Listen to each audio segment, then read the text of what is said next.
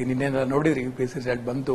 ತುಂಬಾ ಎಫರ್ಟ್ ಅನ್ನು ಹಾಕಿ, it is not an 1 year preparations ಅಲ್ಲ, ಹಲವು ವರ್ಷಗಳ ಕಷ್ಟದಿಂದ ಎಫರ್ಟ್ಸ್ ಅನ್ನು ಹಾಕಿ ಎಕ್ಸಾಮ್ ಅನ್ನ ಕ್ಲಿಯರ್ ಮಾಡಿದ್ದಾರೆ. And all India rank 600 got from Bhanuprakash and then 667 Bharat. So today ನಮ್ಮ ಜೊತೆ ಇದ್ದಾರೆ. ಹಲವು ಎಕ್ಸಾಮ್ ನ ಕ್ಲಿಯರ್ ಮಾಡಲಿಕ್ಕೆ ಅವ್ರದೇ ಆದ ಒಂದು ಸ್ಟ್ರಾಟಜೀಸ್ ಅನ್ನ ಮತ್ತೆ ಪ್ರಿಪರೇಷನ್ ಅನ್ನ ಮಾಡಿ ನಿಮ್ಮ ಜೊತೆಗೆ ಎಕ್ಸಾಮ್ ನ ಕ್ಲಿಯರ್ ಮಾಡಬೇಕು. ಏನಾದರೂ ಡೌಟ್ಸ್ ಇದ್ರೆ you can ask them also. So I heartily welcome to we today sessions.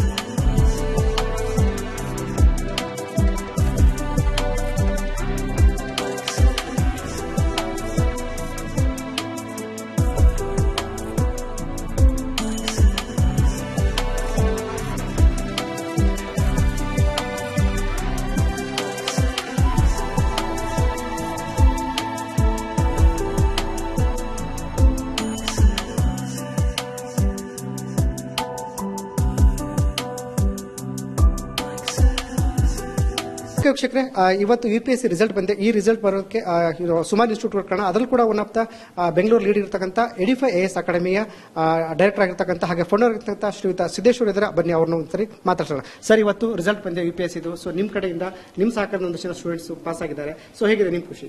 ತುಂಬಾ ಖುಷಿ ಆಗುತ್ತೆ. ಸ್ಪೆಷಲಿ ಕರ್ನಾಟಕದಿಂದ 25 ವಿದ್ಯಾರ್ಥಿಗಳು ಕ್ಲಿಯರ್ ಆಗಿದ್ದಾರೆ. ಅದೊಂದು ಖುಷಿ ಪಡುವಂತ ವಿಚಾರ. ಅತಿ ಹೆಚ್ಚು ವಿದ್ಯಾರ್ಥಿಗಳು ಇದಕ್ಕೆ ಪ್ರಿಪರೇಷನ್ ಮಾಡ್ಕೊಂಡು ಬಂದಿರ್ತಾರೆ.